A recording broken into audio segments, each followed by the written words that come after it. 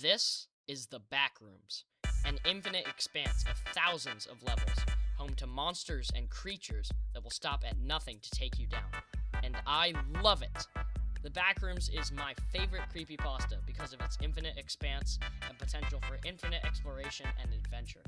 Also, the Backrooms is still incredibly popular after all these years, and hasn't seemed to die out yet, with multiple games and even a movie on the way. But do you know what else I like? Parkour.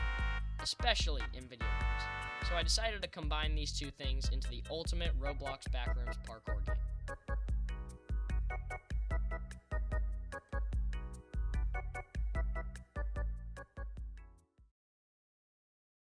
First, I decided I would make the map.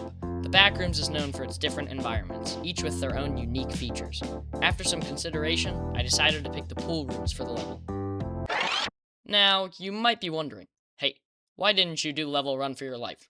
Isn't that the best map for a parkour monster chase? Well, yes, but actually no. Level Run for Your Life may seem like a good pick, but it's way too oversaturated, and plenty of people have made Level Run for Your Life before.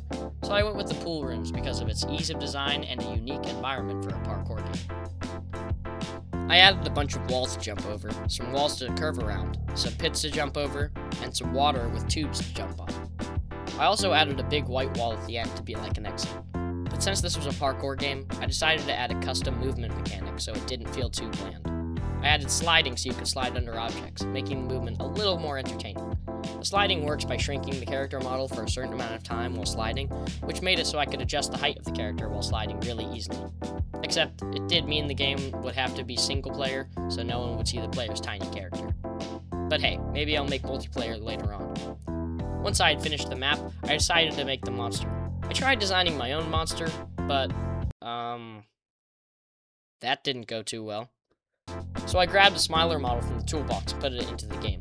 Next, I scripted the monster so that it would follow a path down the hall, and if it touched you, the player would die. But then I realized something. Wait a second. This map looks like absolute trash! So I changed the lighting from a boring gray to an eerie orange color. I also thought that the map was a little bit short, so I wanted to expand it. I added a turn in the corridor, and since this was the pool rooms, I added a few slides to jump over and slide under. I also added a large room that can be viewed from the glass, which has a giant pool with tubes in it, along with slides sticking out of the walls. After adding in a final blocky section, I made a door that would slowly close as soon as you started running, so at the end the player has to slide under the door or risk being locked out. Finally, I made it so that the chase music stops playing when the door closes, and I ensured that when you touch the exit, you are kicked from the game with a win message. Next, I added a main menu. This made the game look way more polished when you first joined the game. I was actually really proud of it because I learned how to use different camera types and properties. Then I added the one feature I had been dreading throughout the whole development of the game. A jump scare.